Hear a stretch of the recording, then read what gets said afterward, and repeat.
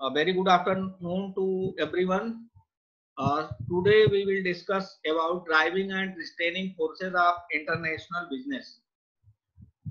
What are the driving forces and what are the restraining forces for international business? पहले तो आप ये समझ लीजिए कि ड्राइविंग फोर्सेस किसको कहते हैं और रिस्ट्रेनिंग फोर्सेस किसको कहते हैं।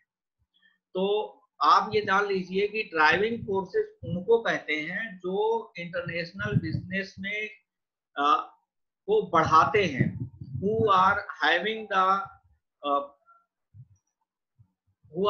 the role of increasing the international business, promoting the international business and taking the forward or having the role of putting forward the international business. वो ड्राइविंग फोर्सेस कौन कौन से हैं? Regional economic agreements, market needs and wants, technology, transportation and communication improvements, products and development cost, quality, world economic trends, leverage, peace, strategic intents, economic integration, global strategy and action. ये इतने जो हैं वो driving forces हैं। देखिए, अगर आपको ये पॉइंट्स 12 पॉइंट्स इलेबोरेट करने हैं तो then you are having the sufficient material to elaborate the points. आपको ये ध्यान रखना है कि ड्राइविंग फोर्सेस का मतलब वो है जो इंटरनेशनल बिजनेस को प्रमोट करते हैं, जो इंटरनेशनल बिजनेस को आगे ले जाते हैं, जिनके वजह से इंटरनेशनल बिजनेस में डेवलपमेंट आता है, जो एक्सपेंशन आता है, वो ड्राइविंग फोर्सेस कहलाती है। रिस्ट्रेनिंग फोर्सेस कौन कौन सी हैं? वो फोर्सेस रिस्ट्रेनिंग फोर्सेस कहलाती हैं जिनकी वजह से इंटरनेशनल बिजनेस में रिस्ट्रिक्शंस आते हैं, यानी बाधाएं आती हैं। यद्यपि although I have written only 4-5 points in international restraining forces such as management, myopia, organisational culture, national controls, opposition to globalisation, market differences, लेकिन जब अभी हम लोग इस पर एक एक करके बात करेंगे तो आपको ये पता चलेगा कि नेशनल कंट्रोल्स में भी बहुत सारे एक्ट्स आते हैं जो लोग इंटरनेशनल बिजनेस को रिस्ट्रिक्ट करते हैं। जैसे इंपोर्ट और एक्सपोर्ट भी इंटरनेशनल बिजनेस का एक महत्वपूर्ण सेगमेंट है। और इंपोर्ट और एक्सपोर्ट के मामले में जब आप ट्रेड बैरियर्स की बात करते हैं, जब आप बात करते हैं कि कस्टम ड्यूटी, टैरिफ, कोटा और लाइसेंस एक्सेट्रा की बात करते हैं, मतलब जितने भी ये सारे फोर्सेस हैं, ये सारे फोर्सेस भी रिस्ट्रेनिंग फोर्सेस अर्थात जो इंटरनेशनल बिजनेस को रिस्ट्रिक्ट करते हैं या जो इंटरनेशनल बिजनेस में बाधाएं उत्पन्न करते हैं, वो सारी फोर्सेस इसी के पार्ट्स हैं। तो चलिए हम लोग शुरू करते हैं एक एक करके कि what are the driving forces of international business. भाई देखिए, हमने कई बार आप लोगों से बताया है, बहुत सारे लोग बार बार इसमें जुड़ रहे हैं।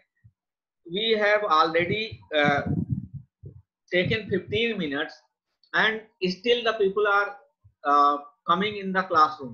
तो देखिए, this is creating a negative impact on our mind. With the starting, आप सब लोग अपने फ्रेंड्स को कह दीजिए, जितने लोग बाद में जुड़ रहे हैं ये सुन लें कि फ्यूचर आप बार बार इस तरह की अगर हरकत करेंगे तो देन हमें पढ़ाने में दिक्कत होती है। तो प्लीज अवॉइड दीज थिंग्स कि आप एक बार में जुड़ जाएं, उसके बाद में आप बार बार इस तरह की स्क्रीन पर डिस्टरबेंस होता है तो पढ़ाने में हमें कई बार दिमाग डाइवर्ट होता है। चलिए हम लोग बात करते हैं ड्राइविंग फोर्सेस की। तो रीजनल इकोनॉमिक एग्रीमेंट्स, देखिए driving forces regional economic agreements में ये होता है कि जैसे हम लोग बात कर लें, बहुत सारे रीजनल कोऑपरेशंस बनते हैं। जैसे सार्क है, सार्क का फुल फॉर्म क्या है? South Asian Association of for Regional Cooperation. SAARC है, यू है, यूरोपीय यूनियन, नाफ्टा है, North Atlantic Free Trade Organization, इसके बाद साफ्टा है, South Asian Free Trade Association, ASEAN है, Association of South East Asian Nations, इसके इस तरह से बहुत सारे, WTO है आपका, World Trade Organization. These are the organizations, economic agreements which are, जैसे आपका ब्रिक्स है, ब्राजील, रसिया, इंडिया और चाइना, तो ये एसोसिएशंस हैं जो आपस में एक इंटीग्रेशन करते हैं, एक आपस में ट्रेड करने के लिए, आपस में इंटरनेशनल बिजनेस करने के लिए ये लोग एग्रीमेंट्स करते हैं, रूल्स रेगुलेशन को नॉर्मलाइज करते हैं, एक दूसरे के फेवर में रूल्स और रेगुलेशंस बनाते हैं, और इससे आपस में कोऑपरेशन बढ़ता है, आपस में इंटरनेशनल बिजनेस या ट्रेड इंपोर्ट और एक्सपोर्ट बढ़ता है, एक दूसरे की कंपनीज को प्रमोट करते हैं, उनको लाइसेंस में या अन्य रिस्ट्रिक्शंस में सरकार के जो है वो प्रायोरिटी दी जाती है। तो रीजनल इकोनॉमिक एग्रीमेंट्स जितने भी हैं, ये these are the forces which are having the positive impact on the international business. जैसे आप सार्क की बात कर लीजिए, अब सार्क में एक एसोसिएशन है जिसमें आप जानते हैं कि पाकिस्तान, इंडिया, नेपाल, भूटान, बांग्लादेश, श्रीलंका और आपका मालदीव, तो ये साउथ एशियन एसोसिएशन है। अब इतने देशों को, जो जितने भी नेबरिंग कंट्रीज हैं, इन देशों ने जब आपस में कोऑपरेशन किया या आपस में जब इन लोगों ने एक एसोसिएशन बनाया, तो किस लिए बनाया कि हम आपस में एक दूसरे के प्रोडक्ट पर रिस्ट्रिक्शन ना लगाएं, एक दूसरे के देश की कंपनियों को दूसरे देश में, एक दूसरे के देश में कंपनी इस्टेब्लिश करने के लिए प्रायोरिटी देंगे, उनकी कमोडिटीज पर कोई टैरिफ नहीं लगाएंगे या टैरिफ का बहुत मिनिमम टैरिफ लगाएंगे, कुछ करेंगे, कोटा रिस्ट्रिक्शन नहीं होगा, तो इससे क्या होगा, ट्रेड बढ़ेगा। तो ये क्या कहलाए, इसीलिए रीजनल इकोनॉमिक एग्रीमेंट्स को या कोऑपरेशंस को हम ड्राइविंग फोर्स में रखते हैं। मार्केट नीड्स एंड वांट्स, अब मार्केट नीड्स एंड वांट्स देखिए मार्केट तो हमेशा ड्राइविंग फोर्स होता ही है। मार्केट में मान लीजिए इंडिया का मार्केट है, इंडिया का market it is having a benefit of population, demographic dividend जो कहा जाता है, जिसको एक वर्ड आप लोगों ने सुना होगा, डेमोग्राफिक डिविडेंड। तो डेमोग्राफिक डिविडेंड का मतलब यही है कि हमारे पास इतनी ह्यूज पॉपुलेशन है, इतना बड़ा हमारे पास मार्केट है कि इस मार्केट को कैप्चर करने के लिए विश्व की सबसे जो बड़ी बड़ी कंपनीज हैं, मल्टीनेशनल कंपनीज हैं, या विश्व के अन्य देश जो हैं, वो हमारे मार्केट को कैप्चर करने के लिए, मार्केट में इंटर करने के लिए हमेशा हमारे साथ एग्रीमेंट करने को तैयार होते हैं। नंबर 1। नंबर 2, जैसे मार्केट नीड्स, अब अगर मान लीजिए हमारे यहाँ कंप्यूटर की डिमांड है, या हमारे यहाँ मान लीजिए लैपटॉप की डिमांड है, या मोबाइल की डिमांड है, आजकल कोविड की वजह से मान लीजिए इलेक्ट्रॉनिक इक्विपमेंट्स की डिमांड है, तो अब ऐसे में स्वाभाविक सी बात है कि other company work from home शुरू होने के बाद जितनी भी कंपनीज हैं वो मार्केट में इंटर करेंगी और मार्केट को कैप्चर करने की कोशिश करेंगी। तो देन टेक्नोलॉजी, अब बहुत सारी companies they are coming on the online platform. जब अभी तक बहुत सारी कंपनीज ऐसी थी जो ऑफिस से वर्क करती थी, now they are starting work from home. अभी तक आप लोग जैसे थे या स्कूल या कॉलेज जितने भी थे, तो school college we are not using as much technology as today we are having. हम लोग ऑफलाइन मोड में पढ़ाई करते थे। आज ये this is happening, this has been possible because of the technology. अब ये टेक्नोलॉजिकल अपग्रेडेशन के लिए बहुत सारी कंपनीज मार्केट में इंटर करेंगी। तो ये क्या हुआ, ड्राइविंग फोर्सेस हुआ। अब जब ऑनलाइन मोड में क्लास शुरू हो गया है, ऑनलाइन मोड शुरू हो गया है, तो इस ऑनलाइन मोड के लिए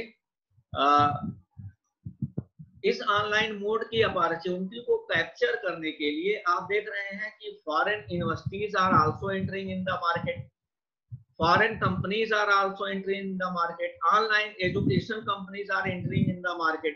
So this is showing that because of this technology and because of this opportunity, this technology is playing an important role in driving forward the international business. तो ये business opportunity है which has come, even it has come due to some among between the pandemic situation still, but this is providing a opportunity to enter in the market by some firms, international firms. तो transportation and communication improvement जो है, आप ये transportation and communication improvement, transportation देखिए, अगर कोई भी सामान सुरक्षित ढंग से और सेफ ढंग से अगर दूसरे देश में दूसरे स्थान पर नहीं पहुंचेगा, तो स्वाभाविक है कि आप ऑर्डर तो करेंगे, लेकिन उस ऑर्डर की सप्लाई करने के लिए आपको ये जरूरी है कि there should be a smooth and easy transportation system and frequent transportation system, so that the demand and supply situation can meet at international level. अब आप मान लीजिए ऑनलाइन बिजनेस आप चला रहे हैं, आपके पास कम्युनिकेशन का प्रॉब्लम हो रहा है, नेटवर्क प्रॉब्लम हो रही है, बार बार नेटवर्क आपका डिस्टर्ब हो रहा है, तो सर्टेनली आप जो कंज्यूमर की डिमांड है उसको आप पूरी नहीं कर पाएंगे, या उसको टाइम पर डिलीवरी नहीं दे पाएंगे, या उसकी डिमांड को आप टाइम पे पूरा नहीं कर पाएंगे। तो this the development of transportation system to have a delivery of the product to the consumer on timely basis, and communication improvement for the smooth order and smooth functioning of the market for the consumer is necessary to have the international business. So in this way we can say the transportation and communication system also plays an important role in the driving forces in the international business. Product and development cost. अब product and development cost की बात आप कर लीजिए। देखिए product अगर नए नए रिसर्च एंड डेवलपमेंट जब कंपनीज करती हैं, मान लीजिए आज आप 4G आप यूज कर रहे हैं, अगर ये 4G ना आया होता, 3G का जमाना होता, तो was it possible to have a online communication और ऑनलाइन क्लास टुडे? हमारे ख्याल से तो ये पॉसिबल हमारे नहीं हो पाता 3G सिस्टम में। तो because of the 4G system, this was because of the product development के साथ साथ आपके सामने नई नई टेक्नोलॉजी, नया इक्विपमेंट्स आ रहा है। अब सॉफ्टवेयर आ जाए, सॉफ्टवेयर आने से ही केवल आपकी समस्या का समाधान नहीं हो जाएगा, उसके लिए आपको नए प्रोडक्ट्स भी मार्केट में लाने पड़ेंगे, और जब प्रोडक्ट्स आएगा तो उसका अपना एक कॉस्ट होगा। जैसे अभी पैंडेमिक सिचुएशन चल रहा है, तो उसके लिए जो टीका डेवलप हो रहा है, उस टीके के लिए भी certainly for research and development it has any the cost. तो because of increasing wants, because of increasing needs, हर वक्त हमें मार्केट को के साथ कंपैटिबल होने के लिए कंपनीज को या इंटरनेशनल बिजनेस को हमेशा रिसर्च एंड डेवलपमेंट पर खर्च करना पड़ता है। Otherwise Nokia was once a time it was a leading company. Telecommunication के सेक्टर में आपने सोचा था Nokia was a leading company, but what happened? Nokia market से बाहर हो गया। क्यों हो गया? क्योंकि उसने डेवलपमेंट और प्रोडक्ट डेवलपमेंट और कंपैटिबिलिटी पर ध्यान नहीं दिया, तो वो क्या हुआ? मार्केट से आउट हो गया।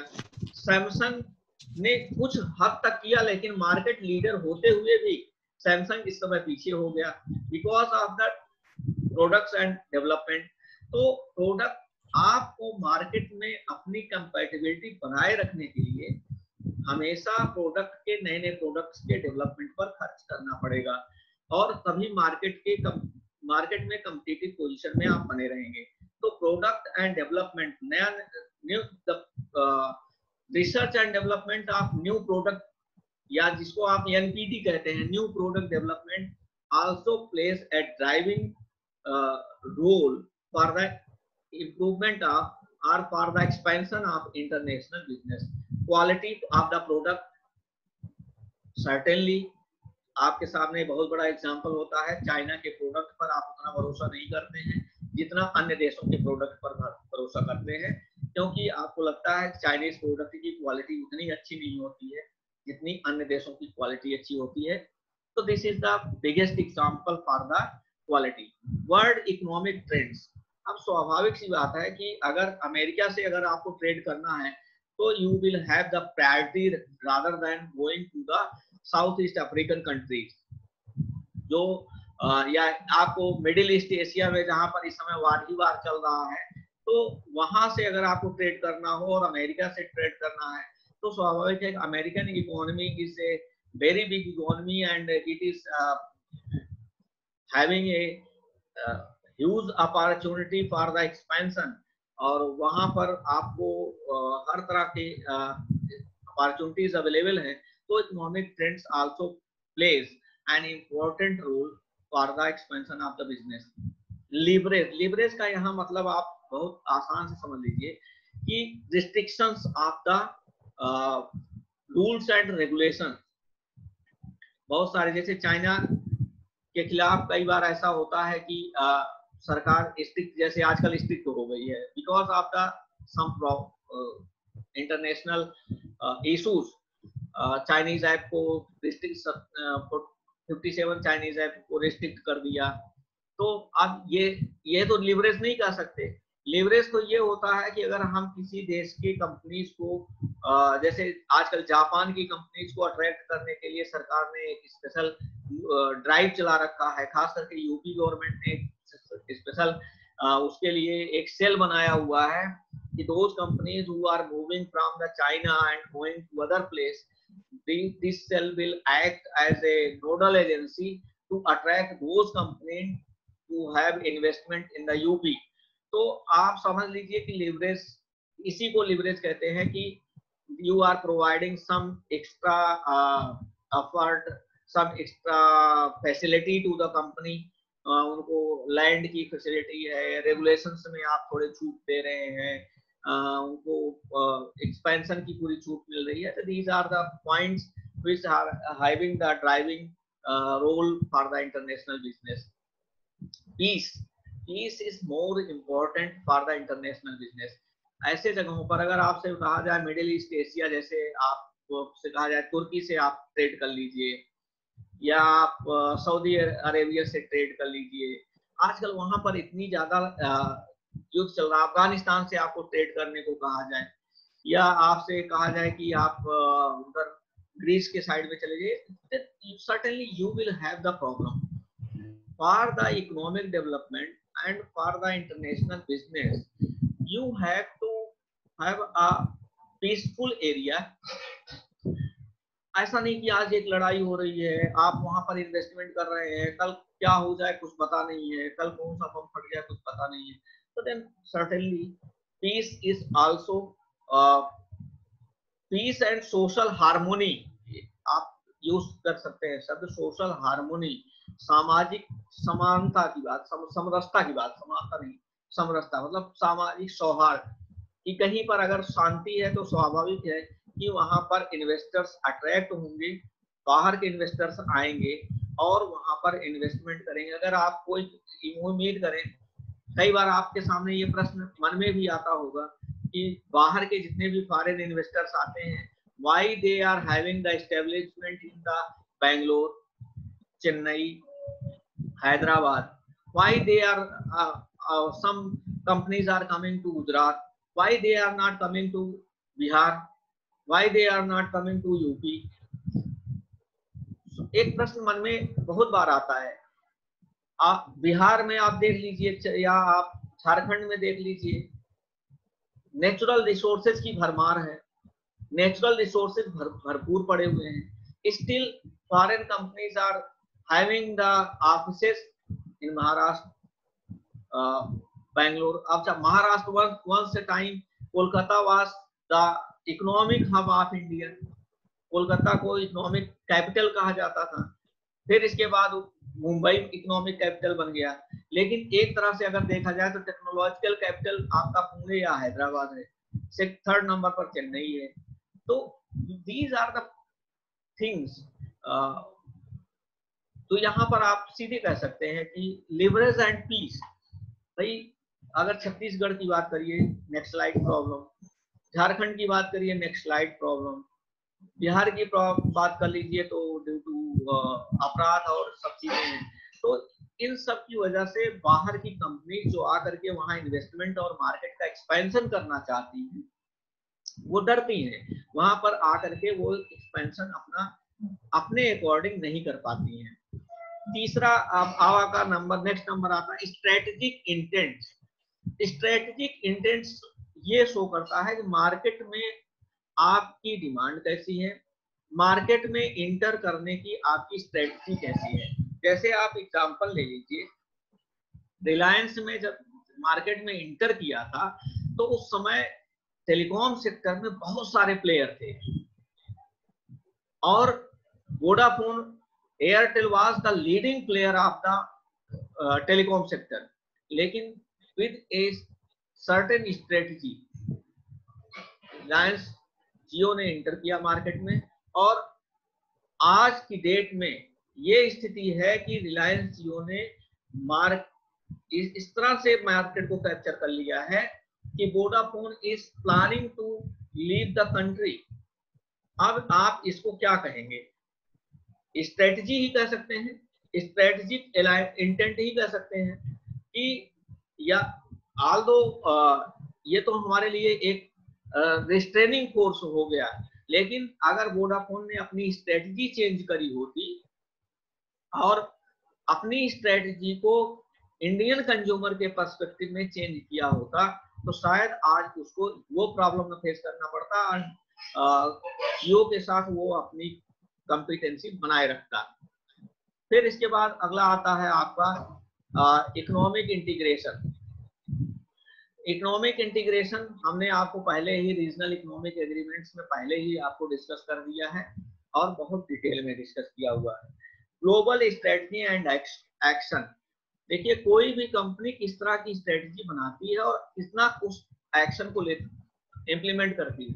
जैसे जब यूरोपियन मार्केट में टाटा को इंटर करना हुआ, खास करके स्टील सेक्टर में, तो उन्होंने एक स्ट्रेटजी बनाई तो not to enter in the direct field, but they made a strategy to enter in the steel sector in European country by acquiring some company। तो उन्होंने क्या किया, कोरस को एक्वायर करने की सोची। यदि कोरस का एक्वायर जो था, कोरस को जो टाटा ने एक्वायर किया था, वो एक तरह से कह सकते हैं strategic, it was an strategic acquisition. तो ये एक्शन उस समय टाटा का जो स्ट्रेटेजिक एक्विजिशन का था, वो उस समय यूरोपियन मार्केट कैप्चर का करने का एग्रेसिव, बल्कि आप कह सकते हैं एग्रेसिव था, एग्रेसिव एक्विजिशन करना पड़ा था टाटा को, but it was suitable for the company to enter in the market at that time. अब इस ट्रेनिंग प्रोसेस में आ जाइए। Management myopia. देखिए हर कंपनी का और ऑर्गेनाइजेशनल कल्चर दोनों एक तरह से एक दूसरे के कॉम्पिटेंट हैं। मैनेजमेंट मायोपिया का मतलब ये होता है कि आप किसी भी कंपनी में जब कोई कंपनी दूसरे देश में ले जा रहे हैं तो the culture of the company is always different from one place to another place. Rules and regulation, देखिए labour laws of the America is different and labor law of the India is very different. HR policies, so the HR policy of the Indian perspective will be different from the HR policy of the American companies. So always there देर कई बार ये companies के सामने समस्या उत्पन्न होती है कि अगर मान लीजिए माइक्रोसॉफ्ट कंपनी अपना ऑफिस इंडिया में खोल रही है, तो whether they should have the Indian origin person at top level, or they should have the American person on the top level. तो ये मैनेजमेंट मायोपिया होती है. Always they are having a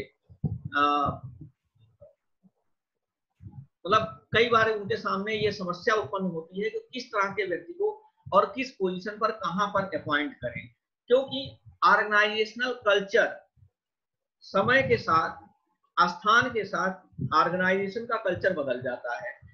Indian system में यहाँ के local festives को आपको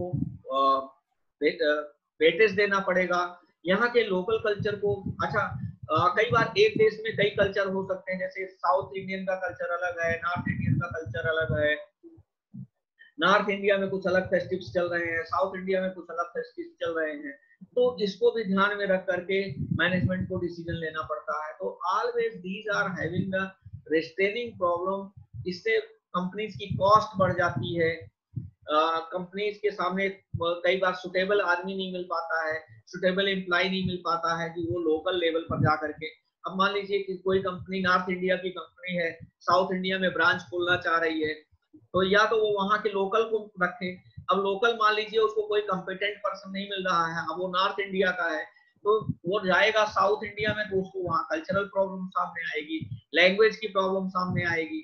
तो मान लीजिए रशिया या चाइना है, चाइनीज ज्यादातर इंग्लिश नहीं बोलते हैं, तो उनके सामने साउथ इंडिया में जाकर के ये प्रॉब्लम आ सकती है, नॉर्थ इंडिया में. इस तरह की प्रॉब्लम्स, कल्चरल डिफरेंसेस की problem always, language problem, behavior problem, all these problems are always with the companies which are having the restraining forces. National control हमने आपको शुरुआत में ही बताया कि जैसे सरकार कई बार टैरिफ बढ़ा देती है किसी वजह से. अगर होम कंट्रीज को प्रोटेक्शन देना है तो अदर कंट्रीज के प्रोडक्ट पर रिस्ट्रिक्शन लगा देती है, या मान लीजिए कोई कोटा फिक्स कर देती है कि इससे ज्यादा आप सामान हमारे यहाँ नहीं बेच सकते हैं. तो ये सब क्या है, नेशनल कंट्रोल्स हैं. अब कई बार तो आप जैसे चाइना प्रोडक्ट, बाइकाट चाइना, ये क्या है, नेशनलिज्म है. नेशनल मूवमेंट चल गया कि हमारे सैनिकों के साथ उन लोगों ने इस तरह का व्यवहार किया, हम चाइनीज प्रोडक्ट को यूज नहीं करेंगे. तो चाइनीज कंपनीज ने मिल करके, कई चाइनीज कंपनीज ने जो इंडिया में ऑपरेट कर रही थी, अब वो ये तुरंत के तुरंत तो अपनी कंपनी को लेके बाहर जा नहीं सकती हैं, और प्रोडक्ट जो उनका मैन्युफैक्चर हो गया है जो इंडिया में बनने के लिए, अब उस प्रोडक्ट का क्या करें. तो ऐसे में उन लोगों ने क्या किया कि ऑफिस के बाहर ये शुरू करना, उन्होंने एक बोर्ड लगाना शुरू कर दिया कि प्रोडक्ट पे लिखना छोटा सा शुरू कर दिया, made in India, made in India. अब कंपनी चाइनीज है but manufactured manufactured in India. Company Chinese है लेकिन मैन्युफैक्चरिंग कहाँ हुआ, इंडिया में. तो लोगों ने ध्यान देना नहीं शुरू, अच्छा मैन्युफैक्चर्ड इन इंडिया है, कोई बात नहीं. तो this type of things always have a restraining force on the international business. Opposition to globalization. कई बार ग्लोबलाइजेशन का लोग विरोध करते हैं कि होम कंट्रीज के ट्रेडर्स कहाँ जाएंगे, अगर बाहर की कंपनीज को आप इतनी बड़ी मात्रा में एंट्री दे देंगे तो होम कंट्रीज के जितने भी ट्रेडर्स हैं उनका क्या होगा. जैसे रिटेल सेक्टर में जब बड़ी बड़ी कंपनीज आ जाएंगी तो अभी तो सुनने में आया है, शायद आप लोगों ने सुना भी होगा कि रिलायंस जो है वो फ्यूचर ग्रुप को, मतलब बिग बाजार को टेक ओवर करने जा रहा है. तो अब शायद ये भी हो जाएगा, तो ये भी एक प्रॉब्लम हो सकता है. Always having a restraining force. और मार्केट डिफरेंसेस, देखिए हर जगह का मार्केट का नेचर, क्लाइमेट अलग होता है, कल्चर अलग होता है, कंज्यूमर पैटर्न अलग होता है. साउथ इंडियन का ड्रेस अलग होता है, नॉर्थ इंडियन का ड्रेस अलग होता है. वेदर के अनुसार, अब हिमाचल में जो लोग ड्रेस पहनते हैं वहां के वेदर के अकॉर्डिंग होता है, हम लोगों के यहाँ जो ड्रेस पहना जाता है वो यहाँ के वेदर के अकॉर्डिंग होता है. तो all these are having a always while having the expansion strategy with the company, these are always having the restraining force restraining problem आपका इंटरनेशनल बिजनेस। तो ये था आपका रिस्ट्रेनिंग एंड ड्राइविंग फोर्स आपका इंटरनेशनल बिजनेस। तो उम्मीद करते हैं कि आपको ये रिस्ट्रेनिंग फोर्स समझ में आया होगा। आप लोग इस पर अगर कुछ क्वेश्चन है, अभी देखिए 3 मिनट बाकी है, आप लोगों का अटेंडेंस भी होना बाकी है। अगर ये मीटिंग खत्म हो जाती है तो आप लोग इसी सेम आईडी पासवर्ड से फिर से जुड़ जाइएगा, जिससे हम कम से कम आपका अटेंडेंस ले पाए। तो आज के लिए बस इतना ही। Thank you very much. और अभी मैं